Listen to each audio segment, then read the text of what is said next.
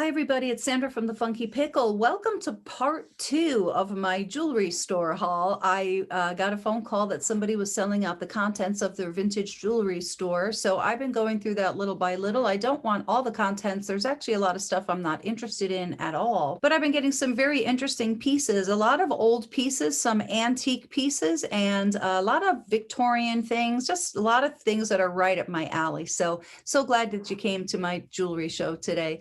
Stick around. Let's see what I got.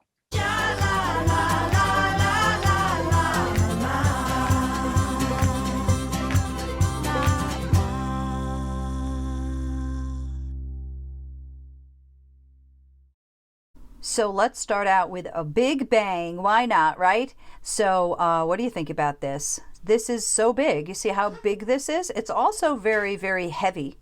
So let's take a look at the marks. It is silver, and it was made in Mexico. I'm not a Mexican silver expert. I don't know what percentage it is, and I also don't know how old this is. It kind of looks 40s to me, but if there's any Mexican silver people out there, I'd really appreciate the knowledge if you want to let me know what this is. So let's take a look at how many grams it weighs. Yeah, it's 57 grams. This is just a beautiful, beautiful piece, and I can't believe I own it. I'm so happy that I have this. I'm probably going to keep this for a while. I may sell it at some point, but this is very special.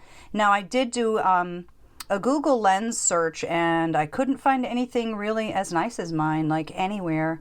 So I'm really happy with this, and I think it's really beautiful. So the fun part about doing a jewelry show like this is you know, whatever my favorite pieces are not necessarily going to be your favorite pieces, which I think is something that's really cool about jewelry. Everybody has their favorites. That one is one of mine, I will tell you that much. But I also love this one. So I love flower power pins and flower power jewelry. This is just fabulous. This has a very sort of atomic, molecular kind of look to it, like very futuristic looking. And you may notice like the enamel paint is in really great condition. There was a couple more there, like this one, but they were losing their enameling. So this one is in really great condition, and I just love this. I've never seen one quite like this. It's very quirky, and I think it's pretty cool. So this is a stunner, as you can see. In all of my years of jewelry collecting, I can't remember ever seeing a rhinestone brooch like this. That first of all, it's gigantic, but I've never remember seeing one with these beautiful silver tone flowers on top. I think just really a beautiful use of materials. I love it, and I love the way the prongs are on the centers of these flowers. This is just incredibly beautiful. So the designer on this is Nicola. So Nicola was New York City based, and they started in 1957 and they ran through 1970, and then I think they became Capri. So one thing they tried to do, like many costume jewelry companies, it was all about being ostentatious, being really showy, really making things look very valuable and sparkly and just beautiful. I just love this brooch. So this name brand is one that is pretty rare. I couldn't really find one like this anywhere, but this one, yeah, what's not to love about this? Gorgeous, right? So the second day I went back to buy jewelry from this woman who owned a jewelry store. I brought my mother. And so she pulled this out of a box, and I just about burst into tears of disappointment because this is a really big bug, and it's clearly broken and missing something. And then my mother found the other piece, and I was so excited. Look at this amazing, amazing, amazing pendant. I love this. I don't know if it's old. I don't care. I don't know if it's valuable. I don't care. I'm going to keep this. And so I am going to be going to a jeweler who I know, and I'm going to be having him repair a couple of things for me. I have some odds and ends. So I'm going to bring him this because I would like this to be properly repaired. You know, I could try to repair this. I'm not much of a crafty person. I'm not much of a repairer either. Is that a word? Repairer? So anyhow, I'm going to have him do it. Maybe he can like solder something there and really do it correctly. The other thing I'm going to see if he can do is properly mount a pin on here. I'll probably do it with like Elmer's glue and some cheap thing from the dollar store, and it will fall off and my pin will break. No. So anyway, I think I might, I mean, I don't know. What do you think he would charge me for something like that? $8, you know, maybe. So I'm going to see about getting this one repaired properly. I'm just not sure about the age of it. I just don't care. I love it. I'm going to keep it, and it's very, very large. Let me try to put it in my hand to show you. Hold on. See, this is no shy little piece. This is a big old statement piece. What do you think? So this is just a really exquisite little brooch, isn't it? Look at that blue. So some people may know this, some people may not know this. This is a butterfly wing, and that's why it has that exquisite color. So butterfly jewelry came into vogue in 1924 with the British Empire exhibit, and Thomas Mott made a big splash with his butterfly jewelry, and it has kind of been a thing ever since. Now there's 3 different types of butterfly jewelry. One is they just use the whole butterfly, kind of like this guy, but it would actually be, you know, a real butterfly, and they would put you know, put glass around it. One thing that can never happen with butterfly wings is they can't get moisture on them because they will degrade. But anyhow, the second part, and that's the part that most of us are more familiar with, is you take a butterfly, a little piece of their wing, and then you do some reverse painting on it, and you make a scene like a sailboat or a sunset or so on. But this one is beautiful. Now this is just part of a butterfly wing that has not been altered in any way, and I've never seen one like this, and I think it's just completely beautiful. I love this. I have no idea how old this is. This is like a tricky one for me. I don't know. If you know, tell me. I don't know. What do you think? 40s maybe? 30s? Not sure. Not on real silver. Maybe silver plated. I don't know. I just love this. This is a nice, feminine, little simple, but really powerful looking pin. When I saw this beautiful Art Deco pin, I almost had to look around for a fainting couch because this is just absolutely amazing. So 2 things you observe right away. This is likely onyx. Those are my microsites that I love. And this is sterling silver without a doubt. But I don't think it's that old. I think this is like a revival one or a reproduction or just sort of a tip of the hat to an Art Deco pin. So I think most people probably know what Art Deco looks like. So Art Deco was a movement that happened in the 1920s and 30s, and things were very angular and geometrical. Like right before that, is geometrical a word? Anyway, but right before that, we're coming out of the Art Nouveau period where everything was very swirly and ornate with a lot of extra ornamentation, and this was clean and simple, and I love the look of Art Deco stuff. So that has kind of really never gone out of style. It's just always been around, and I think modern day people do still appreciate it. So this is marked sterling, and then ACI, that's a company I see quite a bit. I'm not exactly sure how modern day they are. Yeah, I just think this is truly an object of beauty. So here's a fun, kind of kitschy and fun item. I collect hand jewelry, actually, and I do want to do a show on it if in case anybody's interested. But I just thought this was a pretty cool looking pendant, so I just wanted this for my collection. It's very heavy. This is a pretty fancy hand. I guess there is, I guess it's wearing a glove, right? I'm going to put this on a long chain. I'll have fun with this. I like that. So I also picked out this little fox. How cute is that? Look at this beautiful abalone shell. This is a nice thin piece, and of course it's sterling. You can tell it's sterling, right? And I think this one might be a little bit older. I don't know what that maker's mark is. I don't even know what that is supposed to be. Oh, I guess that's an eagle, right? This looks a little bit older. This might be from the 40s, and I think he's really cute. I love the way he's all kind of curled up, and he's modernist. He doesn't look very realistic looking, right? Whimsical, modernist. That's a darling, darling little pin. So I got this monstrosity because, I don't know, I just thought it was kind of weird. Custom made, yeah, you think? Boiled wool. So I don't know what boiled wool is, but let me put it on. So yeah, this might be a little bit too Wilma Flintstone. I don't know. I just really thought it was a curiosity. And I'm crazy enough to actually wear this thing. So here you go. A nice boiled wool bracelet that's just weird and bizarre. I don't know. I don't know. I am just attracted to the strange. What can I say?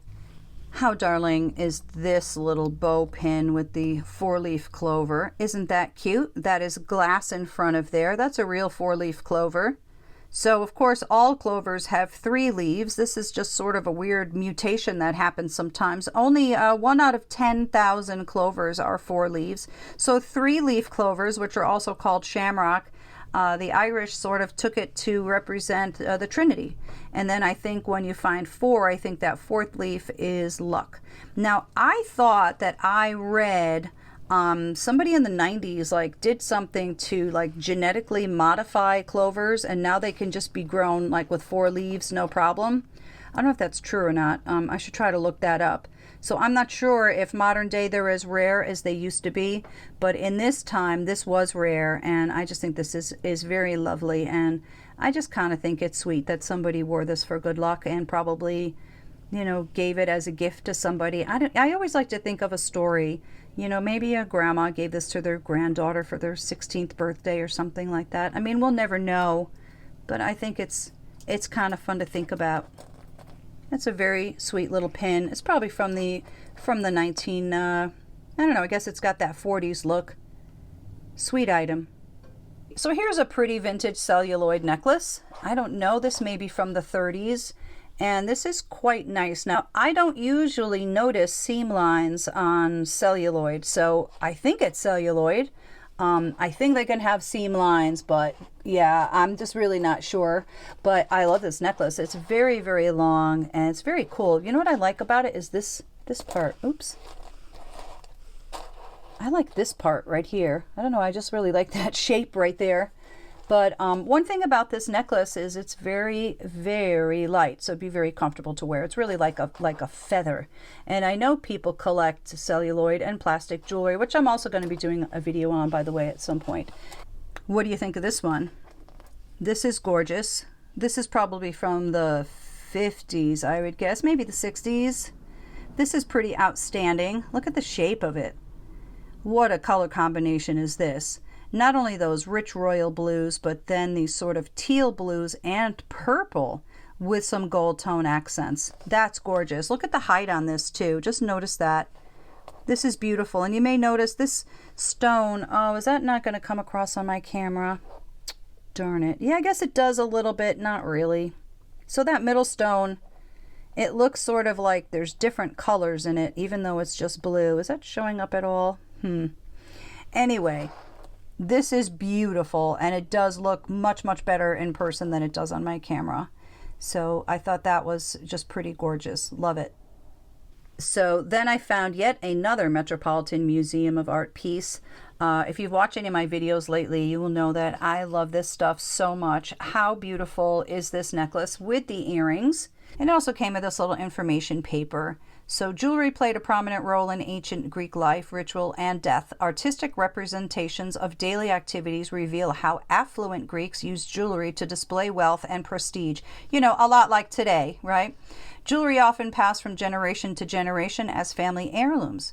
Some of the best preserved examples come from tombs where jewelry was placed on the body of the deceased, though by late Hellenistic times, rich burial goods were less common.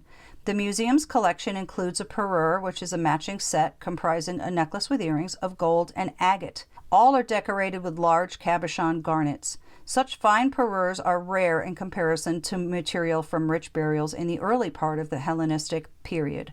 Our elegant jewelry, crafted of 24-karat gold overlay with carnelian, is adapted from the original late Hellenistic parure. The earrings have gold-filled post. So how beautiful is this? Now, there is a problem, but I'm going to bring it to my guy. So That's going to be easy to fix. You know, things like this I kind of like finding when I'm buying jewelry from people, because often people will just go, oh man, that's broken, so I don't really want that much money for it. I mean, I think I paid $2 for this actually, because it was broken, and I just don't think that's going to be an expensive fix. I don't know how to do that. I bet you so many of you know how to do that. I should watch some YouTube videos and just like bone up on it so I can save myself some money.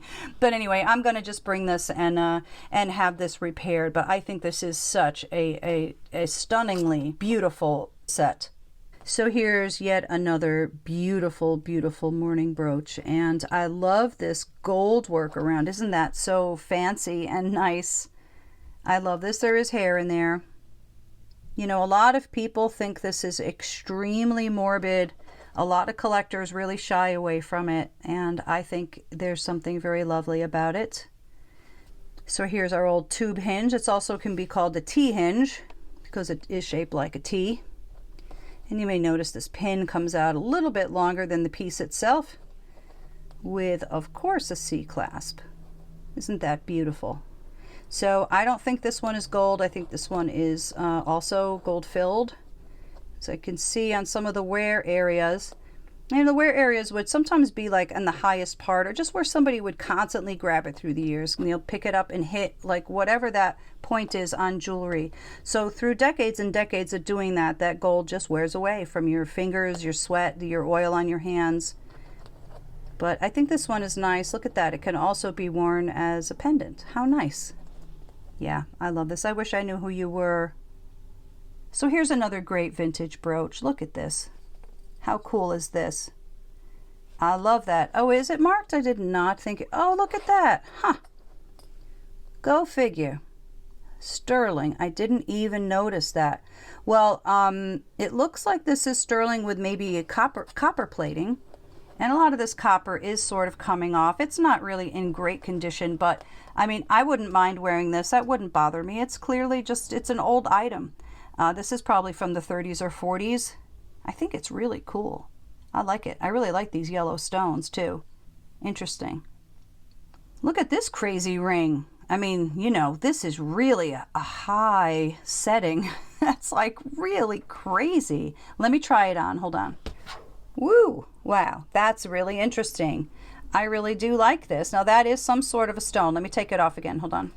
I think that's a stone. I'm not sure about this. I don't know if that's a stone or art glass. I don't think it's bakelite. This setting kind of looks like a 1970s setting to me. Maybe 60s, yeah. Kind of a cool item though. I kind of liked it. I thought it was mod and fun. Look at this 40s pin. This is great. I love this pot.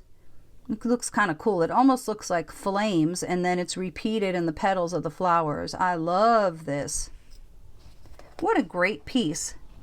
It's like nice and 3D. Pretty fun. I don't know. I mean, I hope something wasn't supposed to be dangling down from this. I don't know why that would be there. Probably, right? I don't care. I'll wear this. I don't need anything dangling down from it personally. I think it's really cute. There's no maker, so I don't know who it is, but it looks 40s to me, and I think this is really very charming. Here's an interesting old piece of amber that was made into a ring. I think that's interesting. So amber is very light, and that's kind of a nice hunk of it, actually. So I don't know how old this ring is. Maybe somebody did that in the 40s or 50s. It's obviously not very nice or anything. This is just pot metal. And but anyway, amber is tree sap that's millions and millions of years old. It's kind of an interesting item. I read once that if you can find bugs in it, it could be very valuable because it could be a bug that has been extinct for millions and millions of years, but I'm not sure if that's true. I think I see them on eBay sometimes with bugs in them, and they don't seem like they're selling for anything more. I guess it depends on the bug. Anyhow, mine doesn't have any bugs, so yeah, that kind of bugs me. Anyway, this is just sort of an oddity, and I thought it was kind of interesting. Somebody who really likes amber would probably like to own this because it's just kind of, I don't know, what is that called when it's not all polished down and stuff? Is that called raw amber? Or would this just be considered like a nugget, like nugget amber? Anyway, I think this is interesting. Here's our obligatory 1950s poodle. He's cute. Oh, look, he has marcasites in his ears. Wow. And his collar. Well, this is clearly a girl poodle. That much is for sure. Look at his mouth. Let me see. I think I just saw a signature on it. Yeah, what is that? Let's see. Huh.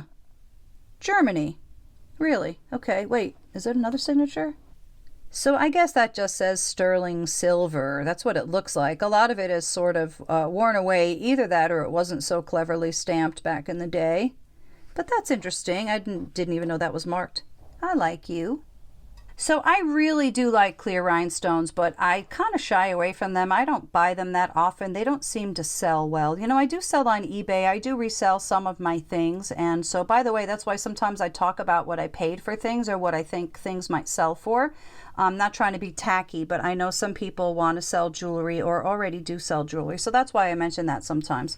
But anyhow, this was, I thought, really weird and interesting. And that's why I got this. I think it's very, very well constructed. You have all these different layers and they kind of wrap around. I've never seen one quite like it. And that's why I picked this one up. I thought it was worthy. Isn't that pretty? This would look really pretty with the right outfit. Here's another beautiful costume jewelry brooch. So we know this one is mid-50s or newer because of these Aurora Borealises, of course. This is very nice. So you can see there are some open backs, some closed backs. It's a pretty item. Wow. Love that. It almost looks like it's fruit or something, but I don't know. I'm not sure. I think I might have one. I either have this same one or one very like it. I'm not sure which, but it was a good price and I love it. So, well, what in the world are these? Look at these completely crazy earrings. These are really something, and it's pretty scary. Devil faces. I mean, that is really scary, I think. So, I know for sure there's a collector's market for this kind of thing. So there is a mark. It says 800. So this is 800 parts silver to 1,000. Wow. Look at all the details in that face. That is pretty cool. So I don't know if this would be considered like a gargoyle face or a devil face or a monster face. Wow. Look at the lips even. Well, these are very interesting collectible earrings. That's for sure. So here's another oddity.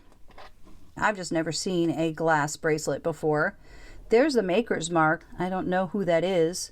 The first thing I was thinking is maybe it was like Lalique or something like that. I mean, hope springs eternal, but anyway, I just thought this was interesting. I won't put it on my wrist because I'm afraid I'm not going to be able to get it off, and then I'll have to smash it and then I'll cut myself and it'll be a whole thing. But anyway, that's just me. So I'll probably put this one up for sale. I think it's an unusual piece, and I think this would actually be very pretty and very, very elegant on the right person with the right outfit on.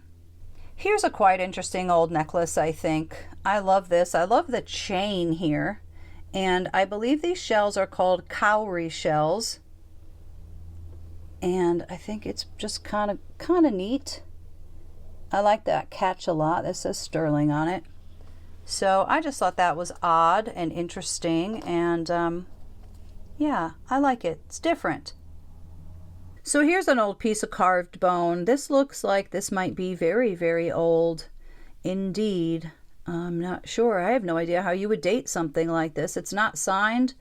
Just a little piece of folk art. And so it's on this really long gold-filled fob, and I mean, it's like really long, like 80 inches long. It's like the longest I've ever seen. So I'm sure this didn't originally, like, you know, come with this, but I don't really want to separate them because I don't know that for sure. You know, maybe someone carved this, drilled a hole in it, and it's been on this for all these years. So I kind of feel funny about separating these types of things. So I'm probably just going to leave him be. Well, this is a pretty fascinating piece, and I guess that's a deer. I think it's a deer. This is a very, very sweet piece of antique folk art. I have this same dog in brass, and this one's really very silvery. He's really cute. I really like this technique when they make this look like it's full of rhinestones, but it isn't. I think that's really kind of a cool way to do it, so you don't have to worry about losing your stones. I mean, I guess you could lose his eye, but anyway, he's a cute little guy. Here's a lovely wedding cake bead necklace. Wedding cake beads started, I think, in Venice, and you can see it really does look like somebody took their icing bag and just made all these beads. They look yummy. What I think is interesting about this too is this big bead looks like it broke a long time ago, and it's very, very smooth, which I don't know, I think that's a kind of a cool thing about it. This is a very nice necklace. It has a lot of nice length to it. You can see by the catch, this isn't a reproduction one or a, you know, a newer one. I think this is maybe from the 40s, and it's very beautiful. I love this necklace. Isn't that pretty? What I really like about this too is it would really go with so many colors. But this is a nice, interesting necklace, and I think that that little loss right there kind of gives it some charm. You might disagree, but anyway, that's a cute item. So if you're a little bit newer to jewelry, if you were out and you saw this necklace, I mean, you would know that this is odd. This isn't something you see every day, and it sort of has these tubes, and it is on a chain, I think, underneath. This is a very cool item.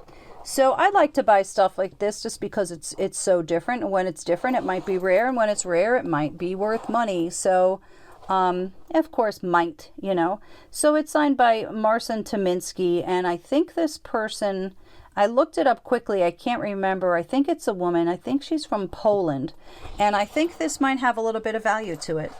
So this is clearly kind of odd, and yeah, I dig it. Well, these clip earrings looked interesting. Museum of Jewelry, San Francisco. I don't know what that is. And, you know, sometimes they just put earrings like this on cards like this. So who knows if these belong on here or not. I haven't had a chance to take a look at these. I just got this stuff the other day, and then I went back again to buy more jewelry. So basically, I haven't really been able to research anything in depth. I just sort of took a quick peek at some stuff, and I have a lot more parts of this series coming up. So I hope that you will subscribe and join me for all the parts, because I just have interesting piece after interesting piece. This is very lovely. I really like this. I think it's very different. So the center right here, that is glass. And I think it's kind of creative what they did here with the gold and then the red flower in the center. So here's a pair of sweet clip-on earrings by Trifari. How cute is that? A little bug on a leaf. I think I have the matching brooch for this, but I don't know where it is right now. My whole living room floor is like covered with jewelry.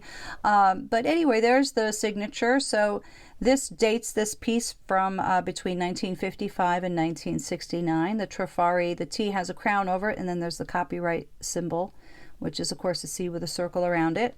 So this was a really cute set. I sure hope I have that brooch here, and I hope I didn't leave it there. But anyway, that's a cute pair of earrings. And let's take a look at another Trifari. So here's a nice substantial brooch by Trifari. Just take a look at the quality of this. It looks so real. Even the pearl is in fantastic shape. You know, faux pearl, of course. Same signature. And how beautiful is this? It's like Trifari, you can't kill it, you know, no matter how much you wear it. I mean, I guess there's exceptions, but it just really retains its shine. The gold stays on really, really well, and they just made beautiful stuff.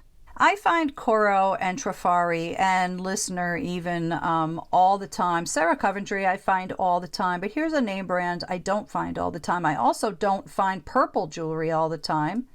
But this is signed by a company called Kramer. So Kramer started in the mid-1940s, and they ran to 1980. They were New York City based. And let me just take a look again at this. Right, okay. So this signature, I think, with that copyright symbol, I think this means it's either 1955 or later. So they had a shop on Fifth Avenue in New York, and Fifth Avenue was like a very chic address. It still is, actually. So look, you can see how nicely made these are, and they're very elegant, and I think these are pretty cool too. So yeah, so these are really nice Kramer earrings, and there is a nice collector's market out there for Kramer. So I thought that these were a good choice, and they're very lovely. So I got this little thing. This was sort of a mistake. I didn't mean to pick this. This is by a company called Jerry's, and Jerry's can have some value, usually if it's really kitschy and kind of fun stuff. I know this is actually really pretty though, so I don't know. Maybe it wasn't a mistake. Kind of pretty white tulips, right? A lot of nice enameling there. It's in great condition. Well, look at this creepy clown. That's pretty scary. Mardi Gras, New Orleans, and this is from Christmas 1970. So somebody seems like they might have had a lot of fun in New Orleans in 1970. I wish I could know what happened down there. So this was somebody's Christmas present back in the day. That's kind of a cute item, right? I thought it was cool. I kind of like clowns. I kind of don't like clowns, but I kind of like clowns. I don't know if that makes sense. Look at this beautiful brooch. I love this. Look at those colors, right? It's nice and tall. Look how stylized that is. How beautiful. Look at that glass. Very nice. Not signed. A lot of times these old companies had a hang tag on them, or it came in their box, or I don't know, maybe just a lot of them weren't done by any of the big designers. I mean, this seems like it must have been. It's so nicely made. I love that one. It's really pretty. So here's an oldie. This one's nice and old. This is a great example of trying to find out what the center stone is. So if you were thinking this was some sort of a gemstone, you can see there are some bubbles. And when you see those bubbles, that tells you that that's glass. So, I mean, you would know this was glass anyway, because this is not really a very nicely made piece. It's a little more coarsely made than some of the other pieces. But I thought that it had some nice age to it, and I kind of liked it. I don't know, maybe this is from the 20s or the 30s or something. Has some character, I think. Here's a great big copper brooch. I have this same one, so I like to buy copper when I see it. There's definitely a great collector's market for it, and I thought that it's kind of mod, kind of cool, nice and big and statement-y. And here's yet another blue brooch. I have a lot more blue brooches too. They were all blue, all the blingy ones like this with the rhinestones. I think I got one red one, but for the most part they were all blue, which I thought was kind of cool. I love blue. So here's a great costume jewelry brooch. Nice high stone there in the middle. Very pretty. Here's two more purple brooches. Now I think I actually might have both of these already. I'm not sure. I might have doubles now, which is good because then I'll just sell these. But there's some really pretty flowers. I love the way the metalwork is. It's like their petals are flowers too. Isn't that cute? That's a cute piece. And here's just sort of a nice mod one. Nice purple stones. That's pretty too. Just little. These are very sweet little items. Well, here's a beautiful piece of Danecraft sterling silver. I just clipped the earrings here, but you can see those are clip-on earrings. So it's by a company called Danecraft. Danecraft is another company that's from Providence, Rhode Island. Many jewelry companies set up shop in Providence, Rhode Island. And I thought this was sort of pretty. These are, I guess, wheat, I'm thinking. It looks like wheat. So I thought that was an interesting little set. Always got to love sterling too, right? So I thought this little brooch was kind of odd and sort of kind of cute. It's not sterling or anything, but I don't know. I just sort of like the shape of it, really. Isn't that pretty? I don't know if that's supposed to be a little pansy, maybe. That's a cute item. And I just have one more thing. So here's the last piece I have for today. This is a very cool little item. So this one is from Taxco, Mexico, and it is signed Ariasa. Is that how you say that? Ariaca? This is really beautiful. Check this out. Look at how modernist this is. Isn't that neat? I love this one. This is really cool. Yeah, I knew I wanted to pick this up just because, you know, as soon as you see it, you know that it's sterling, and then you sort of see this modern sort of looking design on this fish, and that is a very cool sterling silver designer piece from Taxco. Anyway, I do like to pick up Taxco when I see it because it does have some value to it. So anyhow, that's all I have. So thanks again for coming to my video today. Please stay tuned because I did buy a lot more jewelry from this place. Lots and lots of interesting stuff to come. So thanks for hanging out today, everybody. Give me the thumbs up if you don't mind, and please hit that subscribe button, and we'll see you soon. Cheers!